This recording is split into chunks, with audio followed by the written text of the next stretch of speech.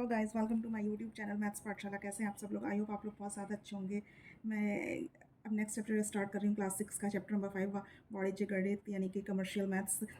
इसे स्टार्ट करने से पहले इसके कुछ पॉइंट्स हैं जो हमें ध्यान रखने चाहिए। नंबर 1 पॉइंट है, दो राशियों का अनुपात ज्ञात करने के लिए दोनों राशियों के मात्रक समान होने चाहिए। जैसे मतलब क्लास 6 में भी कुछ बच्चे होंगे और क्लास 7 में भी कुछ बच्चे होंगे, यानी कि दोनों में होंगे तो बच्चे ही दोनों क्लासेस में, तो वो उसका मात्रक समझ लीजिए। तो दोनों क्लासेस में बच्चे हैं, इसका मतलब उनके मात्रक समान है, ठीक है। या फिर कोई घर है तो वो घर राशि समझ लीजिए, वो घर राशि हो गई है और लंबाई और चौड़ाई उसमें निकालनी होगी तो वो उसके मात्रक होंगे। क्यों? क्योंकि लंबाई भी मीटर में निकलती है, चौड़ाई भी मीटर में निकलेगी।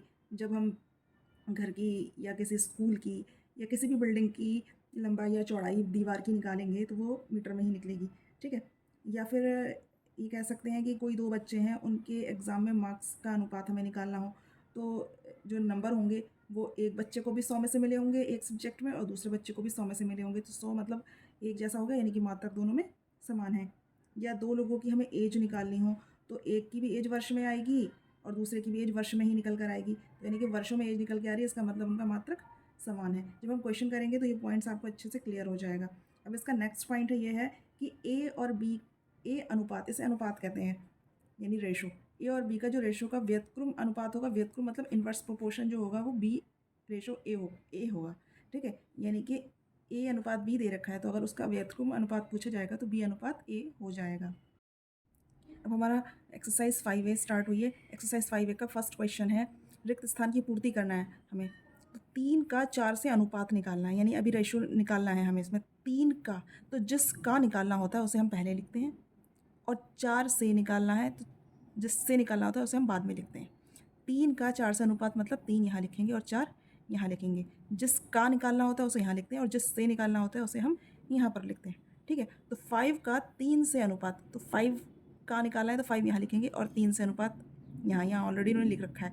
यही हमारे रिक्त स्थान है जहाँ कहीं कहीं दे रखे हैं, कहीं कहीं नहीं दे रखे हैं, इसमें दोनों में ही नहीं दे रखे थे, ठीक है। फिर दूसरा क्वेश्चन है कि 2 का 7 से अनुपात, तो 2 का देखिए जिसका निकालते हैं उसे पहले वाले में लिखते हैं, 7 से यानी कि 7 यहाँ पर लिखा जाएगा, 7 से अनुपात, ठीक है। 4 का, तो 4 का निकालना है यानी कि 4 यहाँ लिख देंगे, 7 से अनुपात तो 7 यहाँ पर हमें दे रखा है। आई होप आपको क्लियर हुआ होगा, नहीं हुआ तो हम नेक्स्ट में करते हैं। अनुपात में इसको व्यक्त करना है, बिल्कुल सेम है, बस ये जो रिक्त स्थान की वजह से इन्होंने ऐसे दे रखा है और इसे अनुपात में हम दिखाएंगे तो बिल्कुल वैसे ही है। तो 2 का है तो 2 पहले लिखेंगे, रेशो का साइन लगाएंगे और 5 से यानी कि 2 अनुपात 5 ऐसे लिखेंगे, ठीक है। 5 का तो 5 पहले लिख देंगे, 12 से निकालना है तो 12 बाद में निकलेंगे। 13 का 13 पहले लिख देंगे, फिर रेशो का निशान लगाएंगे, फिर 75 से तो 75 बाद में लिखेंगे, ठीक है। 108 का 125 से यानी कि 108 पहले लिखेंगे, फिर 125 बाद में लिख देंगे। तो जिसका निकालते हैं उसे यहाँ लिखते हैं, जिससे निकालते हैं उसे हम यहाँ लिखते हैं। अब नेक्स्ट क्वेश्चन है, एक आयताकार खेत की लंबाई 29 मीटर है और चौड़ाई 25 मीटर है। खेत की लंबाई और चौड़ाई को अनुपात के रूप में लिखना है, तो लंबाई और चौड़ाई का अनुपात निकालना है ना, तो लंबाई अनुपात चौड़ाई, यानी पहले हम लिखेंगे लंबाई कितनी दे रखी है 29, अनुपात चौड़ाई कितनी दे रखी है 25। सिंपल, यही हमारा आंसर हो गया इसका, ठीक है। अब नेक्स्ट है इसका क्वेश्चन, रिक्त स्थान भरिए। इसमें क्या दे रखे हैं, इसमें अनुपात दे रखे हैं। पूर्व पद उत्तर पद, पूर्व पद मतलब पहला वाला पद, उत्तर पद मतलब आगे वाला पद, ठीक है। तो पूर्व पद इसमें क्या दे रखा है, इसमें हमारा 7 दे रखा है और इसमें उत्तर पद 8 दे रखा है। पूर्व पद मतलब पहले वाला पद, इसमें है 13 और उत्तर पद इसमें है 21। इसमें पूर्व पद है 73 और इसमें उत्तर पद है 85। नेक्स्ट क्वेश्चन है, निम्नांकित अनुपातों का व्यतक्रम लिखिए, यानी कि ये जो दे रखे हैं सारे अनुपात, इनका व्यतक्रम लिखना है। व्यतक्रम क्या था, ए अनुपात जब बी दे रखा था तो बी अनुपात ए उसका व्यतक्रम अनुपात आया था, है ना। तो जस्ट इसका अपोजिट कर देंगे, यानी कि इसमें क्या देगा 3 अनुपात 14 दे रखा है तो इसका व्यतक्रम अनुपात हो जाएगा 14 अनुपात 3। 15 अनुपात 17 दे रखा है तो इसका व्यतक्रम अनुपात हो जाएगा 17 अनुपात 15, ठीक है। आप इसे अनुपात भी कह सकते हैं, रेशो भी कह सकते हैं, जैसे भी आपको अच्छा लगे वैसा बोलिएगा। 25 अनुपात 37 दे रखा है तो 37 पहले आ जाएगा और 25 बाद में आ जाएगा, क्योंकि हमें इसका व्यतक्रम अनुपात निकालना है, व्यतक्रम, ठीक है, प्रोपोर्शनल निकालना है। 65 रेशो 67 दे रखा है तो 67 पहले लिख देंगे, फिर रेशो का निशान लगाएंगे और 65 बाद में लिखेंगे, क्योंकि इसका प्रोपोर्शनल रेशो हो जाएगा 67 रेशो 65, ठीक है। अब नेक्स्ट क्वेश्चन है प्रथम पद और द्वितीय पद बताने हैं। तो हमें 3 और 7 दे रखा है, 3:7 यानी 3:7 दे रखा है, तो इसका प्रथम पद तो 3 हो जाएगा। वही पहला पद, प्रथम पद यानी पहला पद, द्वितीय पद यानी दूसरा पद, और द्वितीय पद इसमें 7 हो जाएगा। इसमें 4:11 है, तो इसमें प्रथम पद 4 हो जाएगा और इसमें द्वितीय पद क्या हो जाएगा 11। इसमें प्रथम पद 13 हो जाएगा और इसमें द्वितीय पद कितना हो जाएगा 27। हमें बस ध्यान रखना ये हमसे क्या पूछ रहा है। हमारी स्टार्ट हो रही है एक्सरसाइज 5 की, क्लास 6 की। इसमें क्वेश्चन नंबर 1 है हमारा, आकृति को देखकर अनुपात लिखिए। आकृति, ये सारी आकृतियाँ इसके अंदर दे रखी हैं, इसको देखकर हमें इन क्वेश्चंस के आंसर्स बताने हैं। ठीक है, अब ये लिखा है आयत के अंदर के, यानी कि ये आयत है, इसके अंदर के सभी त्रिभुजों की संख्या का, इसके अंदर जो भी त्रिभुज हैं उनकी संख्या का व्रतों की संख्या से अनुपात निकालना है। जितने भी व्रत हैं, व्रत ये गोल वाले हैं, त्रिभुज ये दे रखे हैं और ये दोनों वर्ग दे रखे हैं। हमें जो पूछा जाएगा हम वही लिखेंगे। तो त्रिभुजों की संख्या हमसे क्या पूछी जा रही है, त्रिभुजों की संख्या का, तो जिसका निकालते हैं उसे पहले लिखते हैं। त्रिभुजों की संख्या कितनी होती है 1 2 3, तो 3 तो हमारे त्रिभुज हो गए।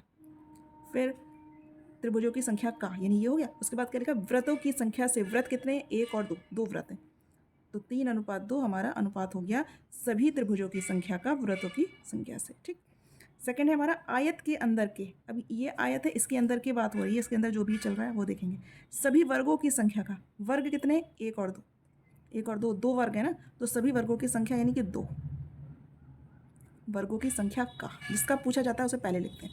सभी आकृतियों से, अब ये जितनी भी आकृतियां दे रखी हैं उनको गिन लो, 1 2 3 4 5 6 7, ये 7 है, तो ये 2:7 इसका आंसर है। ठीक, नेक्स्ट है इसका आयत के अंदर के, तो ये आयत है, इसके अंदर की बात हो रही है। सभी व्रतों का, सभी व्रतों का, व्रत कितने, 1 और 2, 2 व्रत हैं, हमने 2 व्रत लिख दिए, अनुपात लगा दिया, क्योंकि सभी व्रतों का सभी आकृतियों से, सभी आकृतियां कितनी है 1 2 3 4 5 6 7 7। ठीक, तो ये इसका आंसर हो गया। अब नेक्स्ट क्वेश्चन है इसका, सरलतम रूप में लिखिए। सरलतम रूप मतलब हमें इसको सिंप्लीफाई करना है। इसको पहले अनुपात में लिखेंगे और उसके बाद उसको कट कर देंगे। जो भी कट रहा होगा उसे काट देंगे, नहीं कट रहा होगा नहीं काटेंगे, लेकिन उसे सिंप्लीफाई करना है हमें। 2 का 4 से अनुपात तो निकालना है, तो 2/4 हम ऐसे लिख सकते हैं। ठीक है, पहले तो 2:4 भी लिख सकते हैं, कोई ऐसी बात नहीं है। अगर इसको 2:4 लिखना है तो 2:4 ऐसे लिख सकते हैं, लेकिन हमें 2 का 4 से सरलतम रूप में निकालना है, तो हम इसे ऐसे लिखेंगे। उसके बाद हम इसे कट करेंगे, कट करेंगे तो 2 एकम 2, 2 दूनी 4, यानी इसका सरलतम रूप आ जाएगा 1/2। ठीक, 15 का 3 से, यानी कि 15:3। ठीक, तो हम इसे लिख सकते हैं 15/3, 15 ऊपर 3 नीचे। अब इसे काटेंगे, 3 एकम 3, 3 पंजे 15, यानी कि 5 ऊपर आ जाएगा और 1 नीचे, ये इसका सरलतम रूप होगा। हम इसे सीधे 5 भी लिख सकते हैं। ठीक है, अब नेक्स्ट है हमारा 3.5 का 105 से, यानी कि 3.5 अनुपात 105, तो हम इसे क्या लिख सकते हैं, हम इसे लिख सकते हैं 3.5/105। ठीक, अब सबसे पहले हम इसके पॉइंट को हटाएंगे। पॉइंट को हटाने के लिए जब हम इसका पॉइंट हटाते हैं तो 1 0 नीचे बढ़ जाएगा। ठीक है, अब इसे काटेंगे, 5 7 35, 5 दूनी 10, फिर 7 एकम 7, 3 बचे ना, 10 है तो, और ये बन जाएगा 35, 7 पंजे 35, ये 7 से कट जाएगा, 7 एकम 7, तो ऊपर बचा 1, नीचे बचा 15 दूनी 30, 1/30। ठीक है, अब नेक्स्ट है हमारा 50 पैसे का 3 रुपये से, 50 पैसे का 3 रुपये से, तो 50 अनुपात, पैसे में मात्रक सेम होना चाहिए। हमने पहले बताया था जब दो चीज़ों का निकालते हैं अनुपात तो उसका मात्रक सेम होना चाहिए। अब इसमें पैसे हैं, इसमें रुपए हैं, तो हमें इन रुपयों को भी पैसे में कन्वर्ट करना होगा। तो 3 रुपये क्या हो जाएंगे, 300 पैसे। देखो ये 50 पैसे हैं, ये 300 पैसे हो गए। हमें जो उसका मात्रक होता है वो सेम रखना होता है। पैसे हैं तो पैसे ही होगा, रुपये होता है रुपये होता है। ठीक है, अब हम इसे लिख सकते हैं 50/300, 0 से 0 कट कर दो, 5 एकम 5, 5 अंक 30, तो ये आ जाएगा 1/6। ठीक, तो इसे हमने सिंप्लीफाई कर लिया, यानी कि सरलतम रूप में। अब नेक्स्ट क्वेश्चन है, कौन सा अनुपात बड़ा है। हमें बड़ा अनुपात बताना है, ये बड़ा है या ये बड़ा है। तो जब हम बड़ा निकालते हैं तो सबसे पहले पता है क्या करते हैं, हमें क्या करना होगा, 3/5 लिखेंगे और ऐसा करते हैं हम यहाँ एक बॉक्स बना लेते हैं। हमें नहीं पता कि इस बॉक्स में क्या आएगा, यहाँ लिख देंगे 5/8। ठीक, अब यहाँ नीचे तो इसके हर में 5 है, इसके हर में 8 है। हमें इन दोनों के हर को बराबर करना होगा। जब तक हम इसके नीचे वाले हिस्से को बराबर नहीं करेंगे तब तक हमें ये नहीं पता चलेगा ऊपर हमारा क्या आएगा, क्योंकि हम नीचे वाले हिस्से को बराबर करेंगे तब ऊपर जो भी छोटा होगा वो छोटा हो जाएगा और जो भी बड़ा होगा वो बड़ा हो जाएगा। ठीक है, तो बराबर करने के लिए हम क्या करेंगे, नेक्स्ट स्टेप में हम 5 की मल्टीप्लाई 8 से करेंगे। अब जब नीचे हमने 8 से मल्टीप्लाई करी है, देखो 8 है इधर, तो हमने 8 से मल्टीप्लाई इधर कर दिए, तो हम इसमें भी 8 से मल्टीप्लाई करेंगे ताकि हमारे अनुपात में कोई फ़र्क ना आए। ठीक, 8 से 8 कट हो जाए और 3/5 3/5 ही रहे। अब ये बॉक्स हमारा चल रहा है, 5/8 ऐसे लिखेंगे और उसके बाद इसको बराबर करने के लिए देखिए इधर 5 था तो 8 से मल्टीप्लाई करी, इधर 8 है तो 5 से मल्टीप्लाई कर देंगे। और जब नीचे 5 से कर रहे हैं तो ऊपर भी 5 से करेंगे। ठीक है, 8 तियाँ 24, 5 अट्ठे 40, 5 पंजे 25, 8 पंजे 40। देखिए नीचे 40 40 बराबर हो गए। अब ऊपर जो बड़ा होगा वही बड़ा हो जाएगा, जो छोटा होगा वो छोटा हो जाएगा। तो बड़ा हमारा है ये वाला 25, ये 24 छोटा है तो इसकी तरफ बड़े का निशान लगा देंगे और फिर या करके हम लिख देंगे 3/5 छोटा है 5/8 से। ठीक, क्योंकि जो हमें दे रखा है हमें उसको मेंशन करना है, तो पहले हम उसको कैलकुलेट करके दिखाएंगे कौन सा बड़ा है कौन सा छोटा है, और उसके बाद हम अपने क्वेश्चंस पे जो दे रखा होता है उसकी फॉर्म में लिख करके उसे दिखा देते हैं। ठीक है, चलिए नेक्स्ट करते हैं। नेक्स्ट अच्छे से समझ में आएगा। 2/7 लिखा, एक बॉक्स बनाएंगे, उसके बाद 6/8 लिखेंगे। नेक्स्ट स्टेप हमारा क्या था, बराबर करेंगे, हम हर को बराबर करेंगे। तो कैसे बराबर करेंगे, 7 की मल्टीप्लाई हम इधर कर देंगे 8 से, 8 है तो जब 8 से यहाँ करेंगे तो 8 की मल्टीप्लाई ऊपर भी करेंगे, फिर 6/8 है, यहाँ नीचे 8 है, जब 7 था तो 8 से मल्टीप्लाई की, 8 है तो 7 से मल्टीप्लाई करेंगे। ठीक है, हमें नीचे के हिस्से को बराबर करना होता है, तो जो इधर होगा वो इधर इधर ऊपर नीचे मल्टीप्लाई कर देंगे और जो इधर होगा उसके ऊपर नीचे इधर से मल्टीप्लाई कर देंगे। ठीक है, तो 7 से करा तो 7 आ गया, 8 दूनी 16, 8 सत्ते 56, 6 सत्ते 42 और 8 सत्ते 56। अब नीचे बराबर हो गए, ऊपर का जो बड़ा होगा वो बड़ा हो जाएगा, तो 42 बड़ा है 16 से, तो ये निशान लग जाएगा और फिर या करके हम लिख देंगे 2/7 छोटा है 6/8 से। ठीक, आई होप आपको ये क्वेश्चन समझ में आया होगा। अगर आपको ये क्वेश्चन समझ में आया तो आप इस क्वेश्चन को होमवर्क में करिएगा और मुझे कमेंट सेक्शन में इसका आंसर बताइएगा। बस इतना ध्यान रखिए, आपको इसके मात्रक सेम कर लेने हैं। जैसे 40 पैसे तो 2 रुपये रुपये में कन्वर्ट ना करके पैसे में कन्वर्ट करना है। पैसे हैं तो पैसे, इधर पैसे हैं तो इधर भी पैसे, यानी कि आपको 40 पैसे हैं तो यहाँ पर 200 पैसे लिखेंगे, या 60 पैसे यहाँ 400 पैसे लिखेंगे। ठीक है, फिर दोनों को कैलकुलेट करेंगे, ऐसा बॉक्सेस बनाएंगे और मुझे बताएंगे कौन सा बड़ा है कौन सा छोटा है।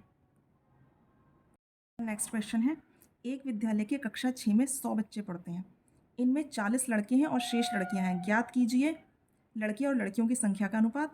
और दूसरा है लड़कों की संख्या और कुल बच्चों की संख्या में क्या अनुपात है। तो सबसे पहले तो हम देखेंगे कुल कितने बच्चे हैं, कुल बच्चे हैं 100। ठीक, कक्षा 6 में 40 लड़के हैं, तो लड़के कितने हैं इसमें 40, तो लड़कियां कितनी हो जाएंगी, जब कुल 100 बच्चे हैं तो 100 में से जब 40 लड़के हम घटा देंगे तो जो भी होंगी वो लड़कियां हो जाएंगी। तो 100 में से 40 घटाएंगे तो 60 आ जाएगा और 60 हमारी लड़कियां हो जाएंगी। ठीक है, अब हमारा क्वेश्चन स्टार्ट होता है नंबर 1, लड़के और लड़कियों की संख्या का अनुपात, लड़के का अनुपात लड़कियों की संख्या से। ठीक,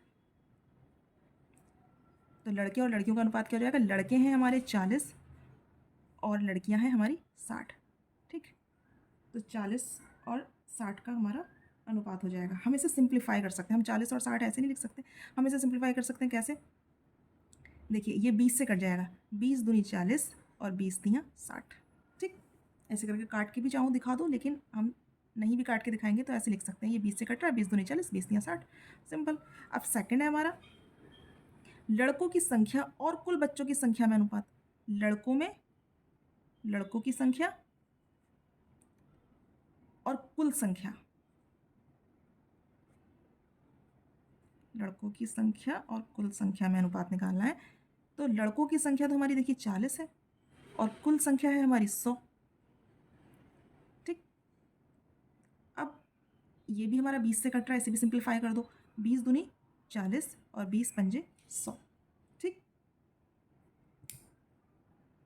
तो हमारी नेक्स्ट एक्सरसाइज 5C स्टार्ट हुई है वाणिज्य गणित की, और इसके कुछ इंपॉर्टेंट पॉइंट्स हैं जो हमें ध्यान रखने हैं। नंबर 1 पॉइंट है, जब दो अनुपात समान हों तो ऐसे संबंध को समानुपात कहते हैं। जैसे 2:3 ये समानुपात का साइन कहलाता है, और ये 6:9 ये दोनों समानुपात हैं। कैसे? देखिए, जब हम इसे कट करेंगे 2:3 ही आएगा, 3 दूनी 6, 3 तिया 9, 3 दूनी 6। देखो, 3 से काट करेंगे तो 2 आ जाएगा, और 3 से कट करेंगे तो यहाँ 3 आ जाएगा। 2 और 3 का ही अनुपात आ रहा है ना, बिल्कुल सेम इसको कट करने पर यही आएगा। तो ये दोनों अनुपात जो होंगे वो समानुपात हो जाएंगे। ठीक है, अब समानुपात में एक और कंडीशन है कि बाह्य पदों का गुणनफल मध्य पदों के गुणनफल के बराबर होता है। तो बाह्य पद जैसे ये दोनों हैं, ये दोनों ही हमने यहाँ लिख लिए हैं। तो बाह्य पद जो बाहरी पद होते हैं उनका गुणनफल मध्य पद, यानी जो अंदर वाले पद होते हैं दोनों को देखते हुए, ये अंदर वाले पद हैं दोनों के हिसाब से, और ये बाहर वाले पद हैं। ठीक है, तो मध्य पद जो होंगे, मध्य पद का मल्टीप्लाई और बाह्य पदों का मल्टीप्लाई बराबर होगा। जैसे देखिए, 3 छक 18, 2 नेम 18, 18 18 आ रहा है। इसका मतलब हमारा ये चीज़ हमेशा फॉलो होगी समानुपात में कि बाह्य पदों का गुणनफल मध्य पदों के गुणनफल के बराबर होगा, यानी बाहरी पदों का गुणनफल जो होगा वो अंदर वाले पदों के गुणनफल के बराबर होगा। ठीक है, हमारा 5C एक्सरसाइज का क्वेश्चन नंबर 1 आ गया कि नीचे लिखे समानुपात पद में x का मान लिखिए। हमें x का मान बताना है। तो हमारी समानुपात की क्या कंडीशन थी कि बाहरी पद का गुणनफल जो था वो अंदर के पदों के गुणनफल के बराबर था, यही कंडीशन थी ना। तो हम इसे लिख सकते हैं x × 40 10 × 20। ठीक, तो x की वैल्यू हो जाएगी हमारी 10 × 20/40, 20 दूनी 40, 2 पंजे 10, यानी x की वैल्यू आ जाएगी हमारी 5। ठीक, नेक्स्ट करते हैं बाहरी पदों का गुणनफल, यानी 16 × x अंदर के पदों के गुणनफल के बराबर होता है, यानी 8 × 8। तो x बराबर क्या हो जाएगा? 8 × 8/16। ये जो 16 यहाँ मल्टीप्लाई में है वो डिवाइड में चला जाता है। यहाँ पर देखिए, ये 40 मल्टीप्लाई में था, ये डिवाइड में चला गया। ऐसे ही जो यहाँ मल्टीप्लाई में होता है वो डिवाइड में चला जाता है। अब हम इसे कट करेंगे, 8 दूनी 16, 2 चौक 8। ठीक, तो x की वैल्यू कितनी आ गई? 4। ठीक, हम फिर से वही चीज़ ध्यान रखेंगे कि बाहरी पदों का गुणनफल, बाहरी पद कौन से होंगे? ये, यानी 30 × 300 का गुणनफल x × 120 के गुणनफल के बराबर होगा। ये इसमें अंदर के पद हो गए x। तो हम इसे क्या लिख सकते हैं? इसमें मल्टीप्लाई में x के मल्टीप्लाई में 120 है ना, तो ये 120 इसके नीचे आ जाएगा। तो हम इसे लिख सकते हैं, चाहो तो पहले हम जो है इस चीज़ को पलट के लिख दें, कोई दिक्कत नहीं। हम x × 120 इधर लिख देते हैं ताकि कोई कन्फ्यूज़न ना हो, और 30 × 300 इधर लिख देते हैं। ठीक है, उसके बाद जब x की वैल्यू निकालेंगे तो 30 × 300 बटे ये 120 यहाँ पर आ जाएगा। ठीक है, क्योंकि यहाँ पर मल्टीप्लाई में तो यहाँ पर डिवाइड में आ जाएगा। अब हम इसे काटेंगे, देखिए 0 से 0 कट हो गया, 3 चौक 12। ठीक, अब 4 से इसे काटेंगे, देखिए 4 सत्ते 28, 30 है 28 हुआ, 4 सत्ते 28, 2 बचा 20 हो जाएगा, 4 पंजे 20, ये इससे कट जाएगा। ठीक, तो x बराबर कितना हो जाएगा? 75।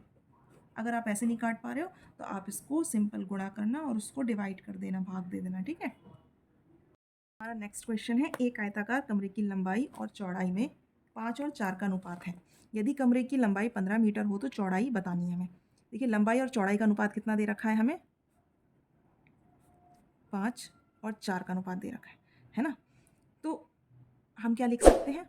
हम ये हमें निकालनी है, ये हमें दे रखी है, ये दे रखी है। ठीक है, तो हम सिर्फ 5 नहीं दे रखा है हमें, इसके साथ कोई ना कोई मल्टीपल होगा, है ना, कोई ना कोई मल्टीपल तो होगा जो कटा होगा और कट के 5 और 4 के अनुपात में आया होगा। तो हम इसे लिख सकते हैं कि मान लेंगे हम, माना लंबाई हो गई 5x और चौड़ाई हो जाएगी 4x। ठीक है, हमने ये मल्टीपल मान लिया, x कट जाएगा और 5 और 4 का अनुपात आ जाएगा। अब हमें दे रखा है लंबाई 15 मीटर दे रखी है। ठीक है, तो प्रश्नानुसार हमें दे रखी है लंबाई 5x जो है वो 15 मीटर दे रखी है। देखिए, लंबाई 15 मीटर दे रखी है और लंबाई हमारी क्या है? 5x। ठीक, तो x की वैल्यू आ जाएगी 15/5, यानी 5 तियाँ 15, तो x की वैल्यू आ गई 3। x की वैल्यू जब 3 आ गई तो हम आराम से चौड़ाई निकाल सकते हैं ना, इन्होंने लिखा है चौड़ाई बताई, तो इसलिए चौड़ाई क्या हो जाएगी? चौड़ाई हो जाएगी, देखिए 4x है ना, यानी कि 4 की मल्टीप्लाई हम 3 से कर देंगे, तो 4 तियाँ 12 मीटर, तो चौड़ाई हमारी हो गई 12 मीटर।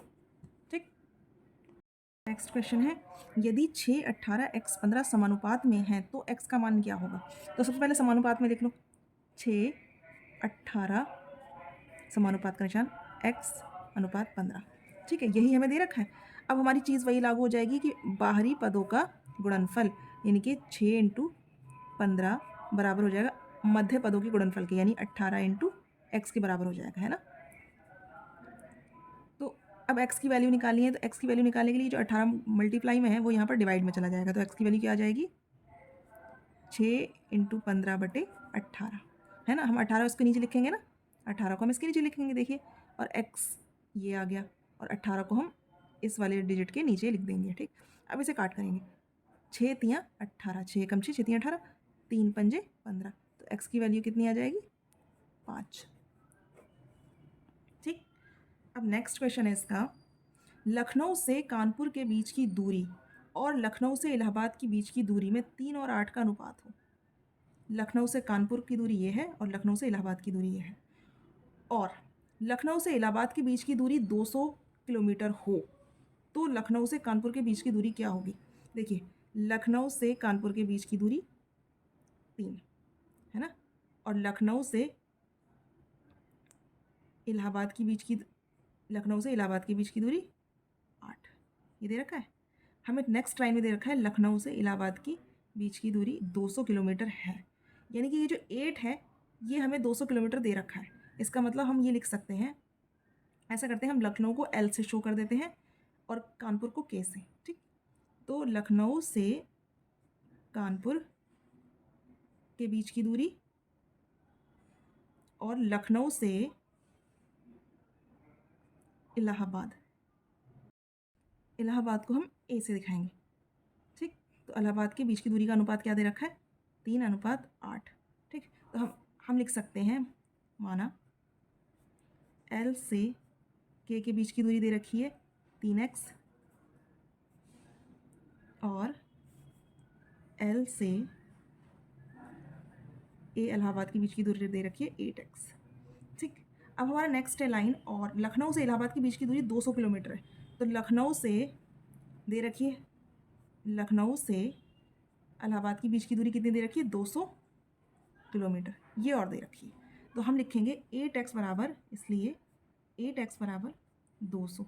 अब 200 को काटेंगे, 200 बटे 8 लिखेंगे, अब 200 काटेंगे, देखिए 4 दूनी 8, 4 पंजे 20, 0, 2 एकम 2, 2 दूनी 4, 2 पंजे 10, तो x की वैल्यू कितनी आ गई? x की वैल्यू आ गई हमारी 25। ठीक, तो लखनऊ से कानपुर के बीच की दूरी निकालनी है हमें, तो इसलिए लखनऊ से कानपुर के बीच की दूरी क्या निकालनी है हमें? लखनऊ से कानपुर के बीच की दूरी कितनी हो जाएगी?